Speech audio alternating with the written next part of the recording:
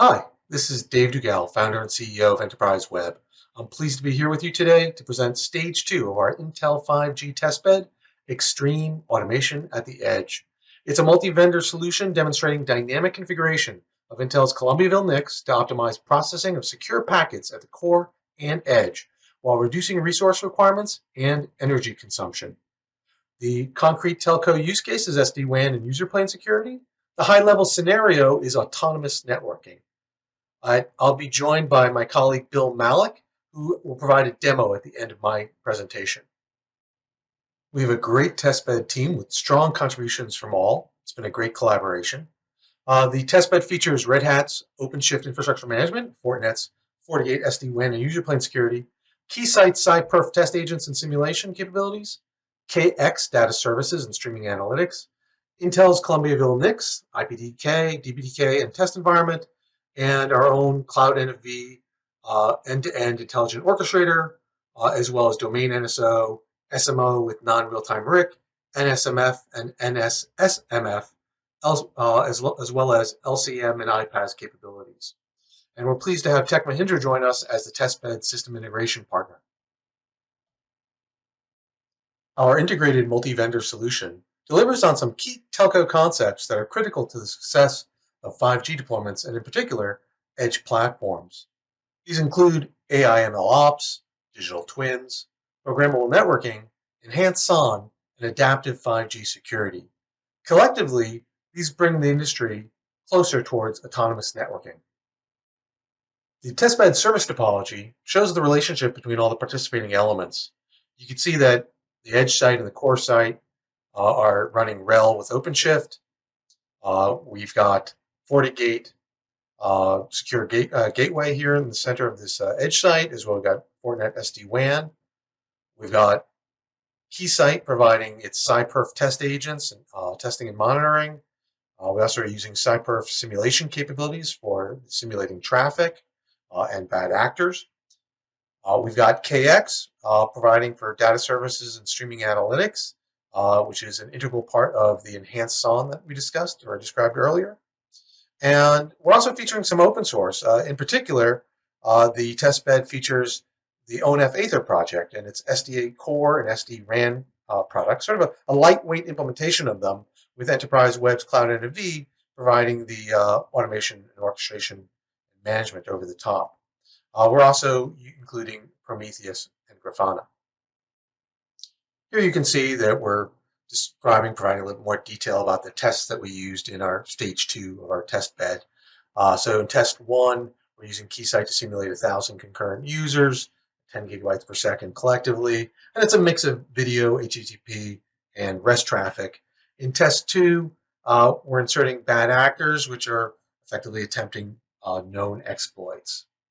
As to the enhanced SON, I mean that in contrast to sort of the conventional SON, which is generally closed, narrowly defined to targeted signals, narrowly and statically defined to a fixed number of signals. So it's somewhat constrained on its scope, and it's typically batch. So here, this is open, it's extensible. We can look at a wide variety of signals, and that can be configured for the use case. It's near real time, and so the range of things that we can self-scale, heal, and optimize is broader to include services, slices, and resources. Of course, the proof is in the pudding. So here are the stage 2 testbed benchmarks made relative to the stage 1 testbed benchmarks. As you can see, we increased the traffic tenfold, but as you sort of look down through the numbers here, the actually results have generally improved. So we've actually not only held our ground with 10 times more traffic, we actually were able to achieve new optimizations. So the introduction of the SON in stage 2 negated the impact of the increased throughput. Enhanced SON improved latency despite 10 times load, even under attack. Enhanced SON optimized energy consumption despite the increased traffic. And the enhanced SON optimized physical resource consumption under the heavier load. I do need to note that the testbed is running inside an Intel lab. There are no physical radios present. The traffic's being simulated as I've sort of stated throughout. Um, so the benefits here are server-centric, and we anticipate additional benefits when deployed over physical radios. All right, so to put a bow on that, we are effectively doing more with less. Consistently strong performance and efficiency as traffic scales. We're enabling resource and energy constrained edge without sacrificing capabilities. So without further ado, I'm going to pass this on to my colleague, Bill Malik, who's going to take you through the demo, which I know is what you've been patiently waiting to see. Thank you. Thanks, Dave. Now, I've just got a couple of slides here to set up the demo to let you know what it is you're going to see.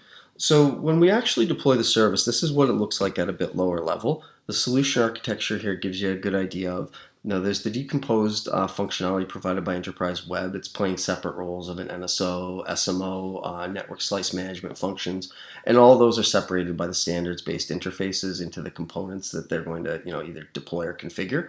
And then we have our sort of core service, which is going to be the two ONF components for RAN and the core, and then the FortiGate, which is actually securing both the user plane, and data plane, sort of down here on the bottom, but then it's also our enhancements we're doing in this testbed, which are really interesting. Are we're providing actual control plane security as well. So that's one of the added benefits we have here. That the entire edge site is really going to be a trusted commodity for the customer. So the customer core who's going to be connecting to it doesn't have to worry about it being compromised in any way. It's not just the users, but it's also the customer site. And then also, of course, we're deploying the other components that are going to be used for things like simulation, like SciPerf, and then the AI analytics with KX. And then, of course, in a lot of the cases here, much of our benefit here is with reprogramming the NIC in the Columbiaville hardware. So you'll see that featured prominently in the demo. So just one more follow-on point with regard to security in the testbed. What's nice is that we have a model of all the applications, so we can do things like what you see here in the diagram, which is to actually pick out the components in both the sort of RAN and 5G core that we really need to secure. And we can extend that into things like even securing the control plane, which we're doing right here. But more generally, the real benefit of what we do in the testbed is that it's beyond automated deployment, configuration, and LCM. Those are all really important. But what we can also do is actually dynamically manage the application behavior to adjust for the volatile 5G network. And this is one good example of that. So now I'll set up the demo itself. Just a few things in advance. For demo setup, so that we can run through this pretty rapidly, we've already deployed OpenShift with Prometheus and Grafana onto the Intel hardware, running RHEL on the edge and core.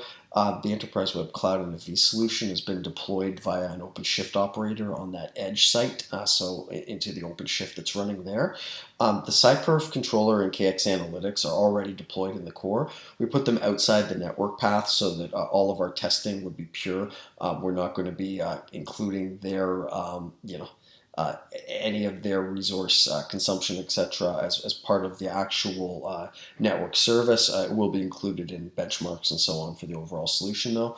And then all the solution elements have been onboarded and modeled in advance. We're generating standard-based interfaces and we're registering them in the catalog. So I will start the demo by showing you what's already been onboarded, but we won't take the time to do that.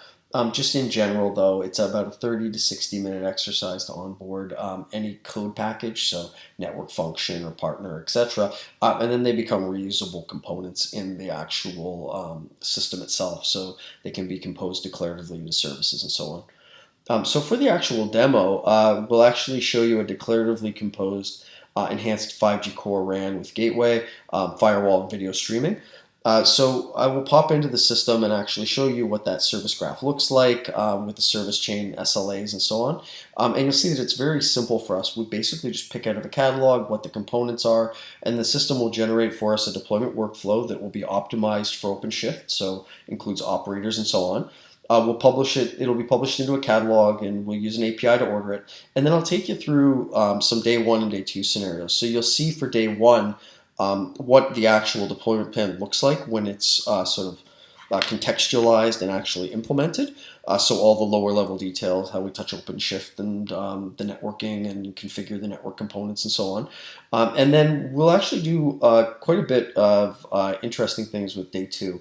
We'll do a simulation pushed from SciPerf with both scaled traffic, so 10 gigs of throughput, and then also with bad actors in it. And what we'll be able to do is see, by turning on and off a couple of our zero-touch policies, just what the kind of impacts are of the SON that we've implemented around this, how we're able to actually fix or counteract those kind of measures, so to heal the service or to scale it, etc., based on basically a whole ton of analytics that are going to be streaming through our KX component.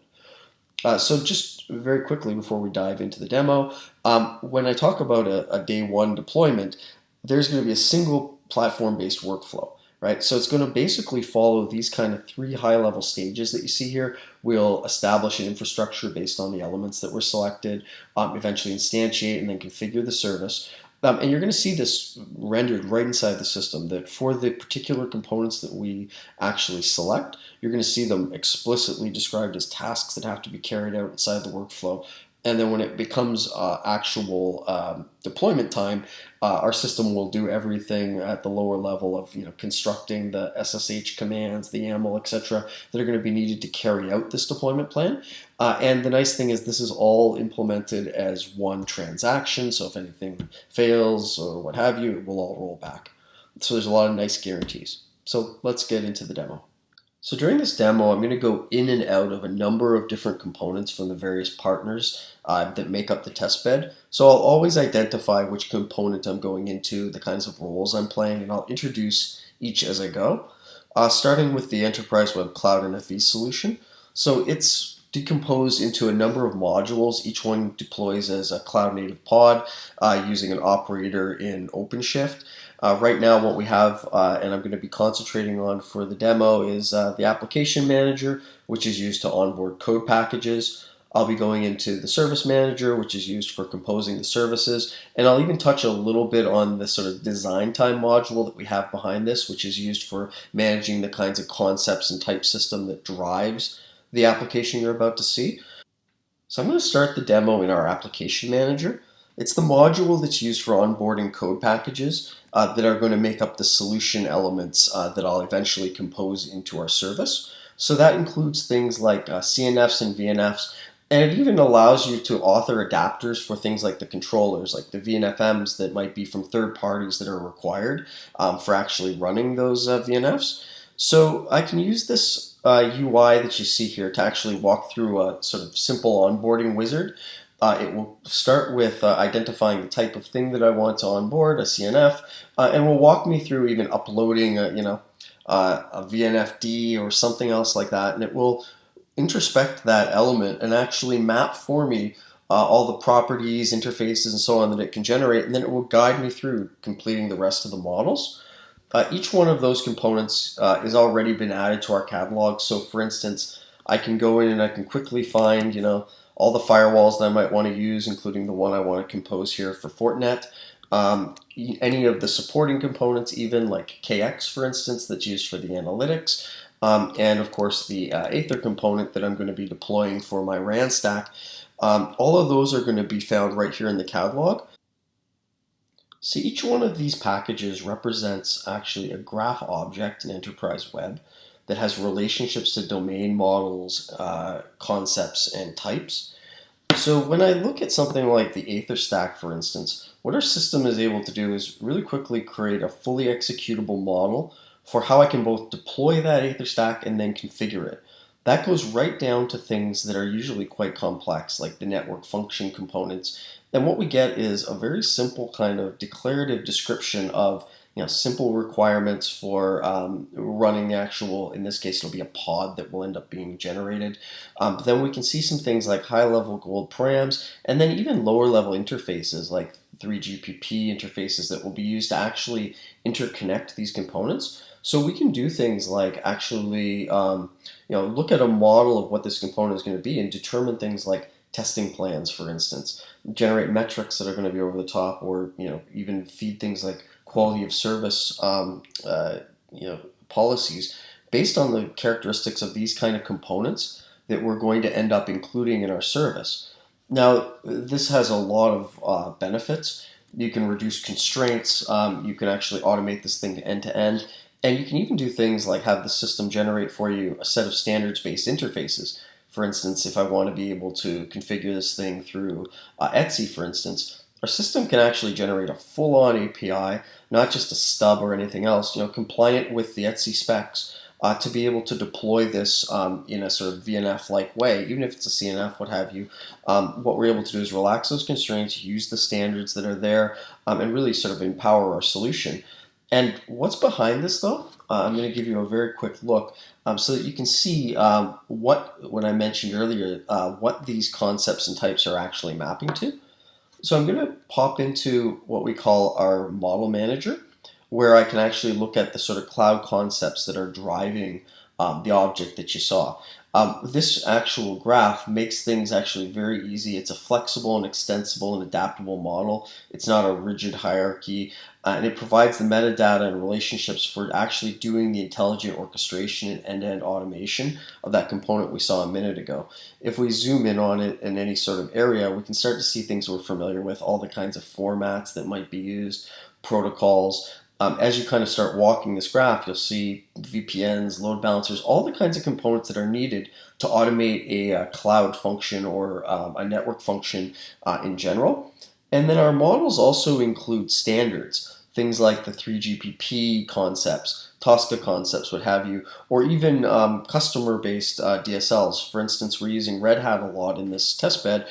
We have a full DSL that explains concepts, including things like the operators, how they might actually be composed and so on. In fact, there's an OpenShift operator. And at any time, we could drill in on these and start to actually explore the sort of makeup of these components. But in the course of this demo, suffice it to say, this graph model provides all the metadata we need to automate our solution without writing any code. So for the second part of the demo, I'm going to play the role of a user who wants to compose those solution elements into the actual network service that we're going to deploy into the testbed. So I'm going to use the service manager for that, and I'm going to go and log in. Now what I see in my catalog here are going to be not only the VNFs and so on, but I'm also going to have other kinds of components that I might be relevant to me as a service designer. Things like SLAs that I might want to model for actually maintaining the quality of service, what have you. Or in this case, what's most relevant to the testbed is actually that network service design. So we're going to go ahead and actually click on the one that we're going to deploy for this phase 2.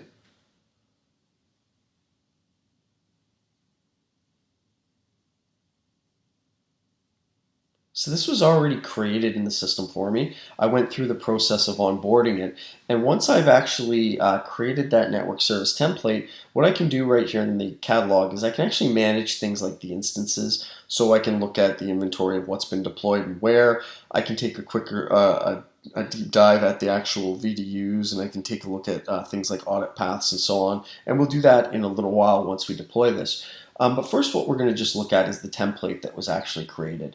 So in Enterprise Web, everything is really a declarative composition of an intent-based service. What you see here in the composition model is then pretty easy. You actually go into your catalog and select the elements that you want.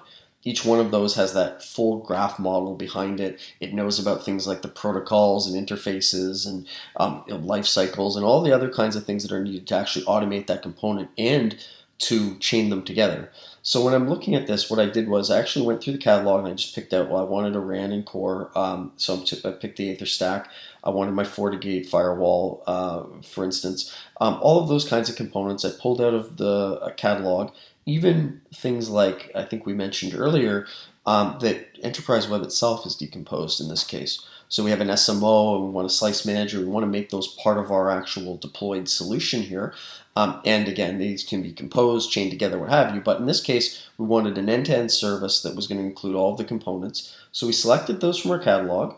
We really simply connected them sort of into a service topology. So we've got our firewall, for instance, that's going to be protecting the end-to-end, our RAN stack and core, and then a core service for video streaming, which is going to be our demonstration that we're going to do just to show traffic passing across this service. And then you can see some of the other components, things like the NSMF and SMO, what have you.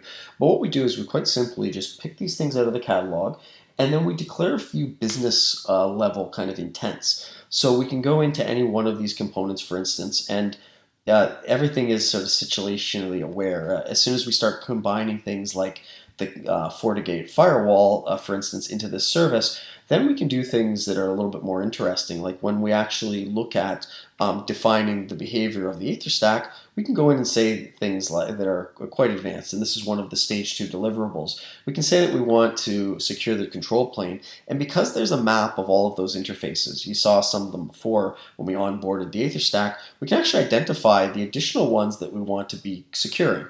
So what this will do is when we deploy the service, not only will we deploy it and stand up all of the pods and other things that need to be done, but we'll go into FortiGate in this case using their APIs and actually configure it to secure these additional interfaces. So we're going to be putting, in this case, control plane security is as simple as making a few declarative selections when we add our components.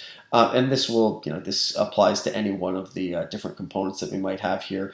If we want to look at things like what interfaces the enterprise web component is going to, run on, for instance, you can actually go in and again, you can make those kind of selections. We're going to use a standards-based R1 interface rather than a proprietary, and so on. So all those selections are made. Any policies are added as well to the service, including you can drill in and find things like adding service chaining policies, for instance. Even have models for things like I would like this to apply only to a gold class, etc. We make all of that very easy for the designer of the service to actually describe. Then what the system does is it actually generates for us, based on this plan, based on whatever our selections are here, a deployment plan that's going to include everything that's required to actually, do the, if you want, day one deployment of this service.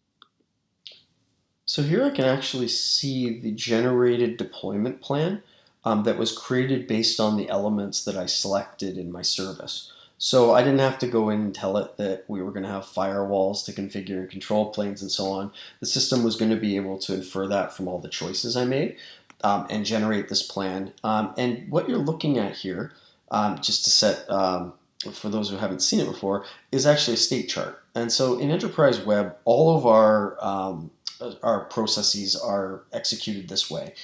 This is a state chart that represents a model-driven data flow process. Each one of these columns here represent the sort of stages of our service deployment, and they line up with what you saw in the PowerPoint earlier. We're going to be establishing an infrastructure by building a DMZ. We're going to instantiate all the elements, eventually configure them, and this goes a little bit more extended into even things like the verification and so on, generating a test plan that will be specific to the elements that are involved in our service and so on, and eventually passing that to SciPerf, etc.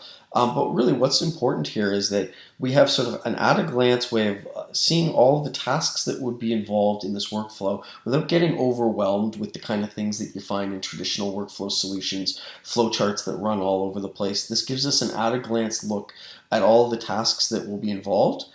Each one of them is conditional, and unlike traditional workflow, there's actually process flexibility here. We support exception paths automatically. Each of these can be conditionally chained, etc. And if we want to, we can even look at them in a sort of traditional workflow-like way. So now we're going to go ahead and actually run this, and we'll see how when we instantiate this deployment plan plays out at a bit of a lower level. So we're going to proceed to day one. We're going to actually monitor the deployment. We're going to deploy into this OpenShift instance that we have set up just for demo here. You can see that we have one Testbed demo sandbox project already created, and then you'll find that it's pretty much empty right now. There are no deployments, and we'll notice as we go through and we monitor, we'll hop back and forth here so we can see the deployments as they're actually carried out. So we could use the Service Manager in Enterprise Web for this. It's, of course, as we mentioned earlier, you're able to monitor all of the deployments here. We could use a UI to deploy them, or for the test bed, we're going to use a series of API calls.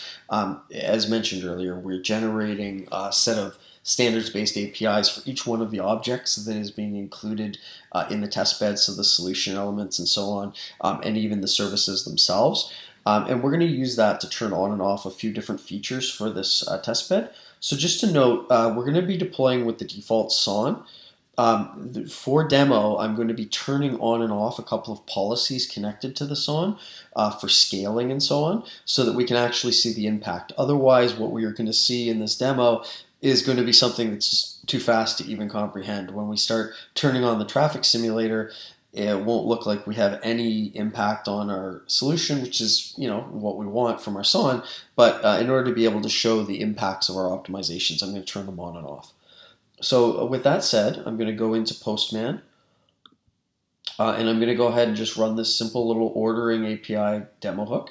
So we'll see that it's deploying, and if we return to Enterprise Web, and if we jump quickly into OpenShift, we should actually be able to see as the individual deployments get stood up here.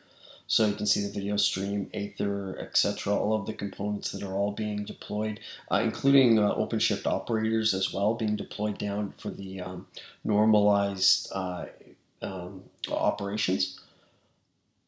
Now, if we go back into Enterprise Web, we should see that the service is now active. And then what we can do is we can actually start examining the trace of this event. So we'll see that we have a number of lifecycle events. So right now, we only have the day one instantiation that was just run.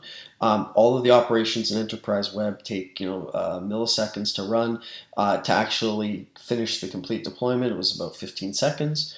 If we go down into the trace here, what we'll see is the individualized sort of low-level trace. Everything from us actually creating or fetching that deployment plan, doing things like installing a secret into OpenShift, etc., to do all of the authorization and so on, resolving what environments we're going to deploy to, and then you'll start to see things like creating the networks, subnets and so on, configuring them, go to whatever level, instantiating our SMO that was required.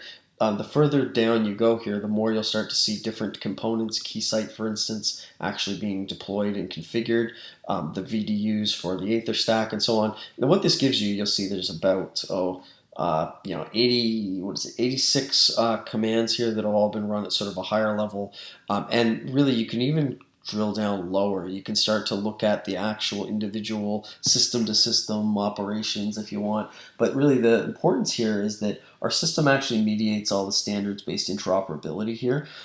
If this thing should fail at any point, it will actually roll back. So there's a lot here that's actually quite a nice sort of package here for anyone who wants to go in and debug their service after. They get a low-level trace of exactly what happened. And then at the same time, we can actually even go in and see what the VDUs are.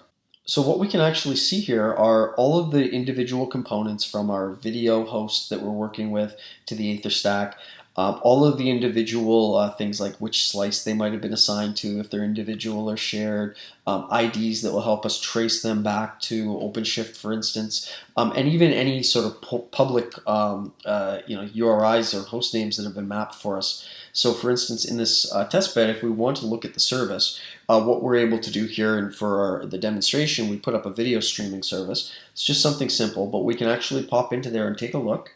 And what we'll see is, it's just a simple video of a guy playing basketball, right? But it's doing a pretty good job as far as, frame rate and all that kind of good stuff. You'll see in a little while when we start to put this service under stress, that as long as we have some of those policies turned off, we'll actually get to see the service degrade a bit. And then what we'll get to see is the sort of benefit of having those policies in place for the scaling and the healing and so on.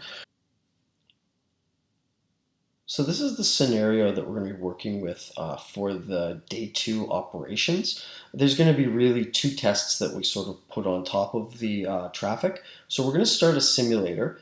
and it's going to have a high volume, right? So 1,000 concurrent users at 10 gigs. And then we're also going to be inserting a set of bad actors as well, so that what we get on the system is really going to be stressing both the sort of network path itself, and any optimizations we want to do off the SON that way.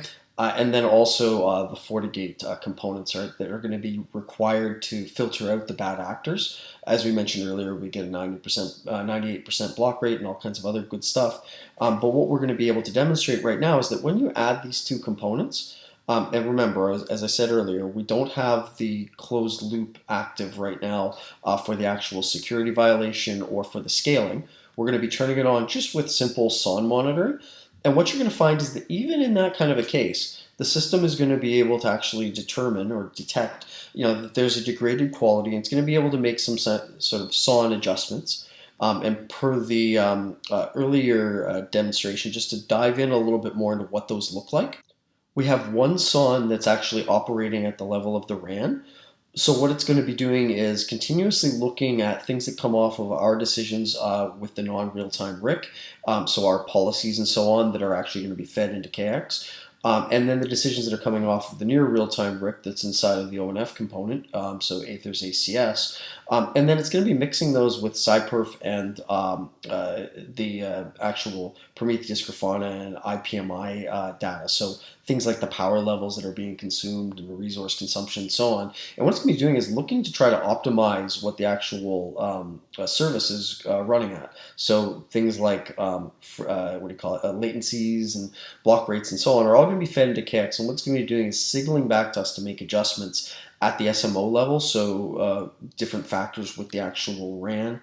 And then a second closed loop that's actually going to be performing at all times, that's actually going to be coming in and helping us to make adjustments to the data plane, right? So, I guess it's the user plane. So adjusting things like applying IPDK policies and so on. So all of those are going to be happening at all times. So that's, even though we don't have the specific policies for scaling and so on in place, what you're going to see is that these two operations alone, once triggered by the simulation, are going to sort of fix our quality, at least in a minimal kind of way, just all on their own. So the autonomous SON is going to be doing some of that work on its own, and then you're going to see the real benefit is when that SON is able to do things like trigger scaling and trigger sort of global healing. You're going to see that the system will snap right back to its sort of original quality. It'll come right back to that level of service, and all of this is happening near real time.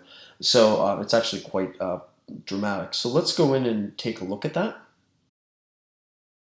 So before we turn on the traffic, we're going to take a quick look. This is the KX dashboard. We can see the two SON levels. The red is the RAN, the blue is the core. Both are well under threshold. So to start the simulation, I'm actually going to be using the Keysight SciPerf tool, as I think was mentioned earlier. So I'm just going to log into the UI here quickly. What you can see is that there's actually a SciPerf app and attack mix that was created here by EnterpriseWeb. So this is when we actually did the deployment. Part of that was to configure the testing and simulation around it so that we could actually, based on the type of traffic, video and HTTP, etc., we could create that kind of user profile for doing the attacks. And then also the an increased mix. This is the one that has the 10 gigs of traffic. So what we're going to do is we're going to use a simple API, just like we did before, to actually start the attack traffic. So if we go ahead and do that, and then we pop back into the SciPerf tool, we should see that it'll be, there you go, it's initializing and starting. So if we pop back into EnterpriseWeb itself, what we're going to see is that as the traffic starts to actually run, our SON is already active. It's not going to be scaling or other things like that. But what we'll see here is that lifecycle operations, as soon as it starts to actually get enough traffic, will start to come in here. So new events will start to be added. So you can see one here. We just adjusted a P4 policy. And you're going to see these will start to stream in here every couple of seconds or so. You can see what they're doing. So what's actually going on behind the scenes here is that SON that's in place is actually capturing things like changes in the potential changes in the RAN and the core, and sending a signal to EnterpriseWeb to actually start adjusting some of the behavior of the system. So if we were to look in at any one of these, what we'd find is that we have a just P4 post that's coming in. Basically, we have a signal that's coming from KX. We're querying KX itself to find out a little bit more information so we can figure out how we should adjust. We're applying an IPDK template down onto the actual NIC, reconfiguring it, and what we're doing is we're actually improving performance here, sort of at a very kind of granular level here. And these things are going to be continuing through the life of this thing. They'll be continuing to come in because the SON is going to continue to help us to sort of optimize and reconfigure whether it's the actual RAN or the core. So if we wanted to experience this, we can actually go in and start to see what's happening, right, by actually looking at that video service that we had started earlier. So let's just launch that. So you can see here that the quality is pretty degraded, right? We have the SON making adjustments, and if we continue to kind of refresh this, you'll see sometimes it's a little bit better, sometimes it's going out of whack. It's because what's happening is our SON is adjusting, sure, but we don't have those sort of baseline policies, that scaling and healing that the SON can trigger. So back looking at the SON, we can see now that the two levels are actually going up above the threshold. This is where the SON starts to actually throw the cues at EnterpriseWeb so that it can complete the closed loop and start making adjustments. Right now, what it's just doing is it's just giving us a sort of a basic fix. It's good on its own, but once we add those policies, you're going to see that it gets to be quite dramatic in terms of what the improvement happens to be.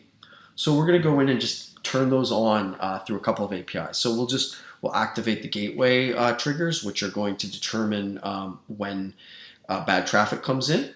And then we're also going to enable the dynamic scaling so that we can see the full package. So if we go back into the system here, we'll see two things. What we'll see are that there are a number of other lifecycle events.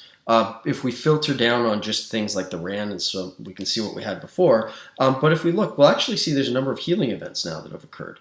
Right? So this is at another kind of a level, right?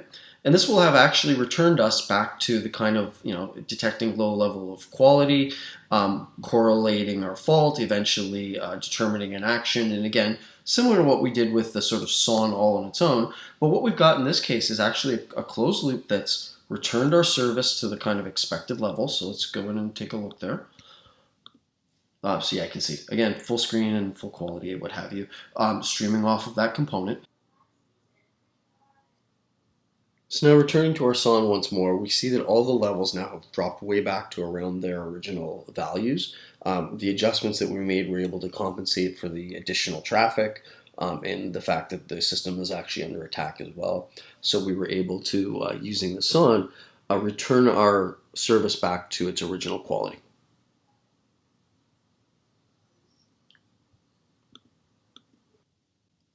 So that concludes our demo. Thank you very much for watching. And if you'd like to learn any more, please contact us at EnterpriseWeb. Thank you very much.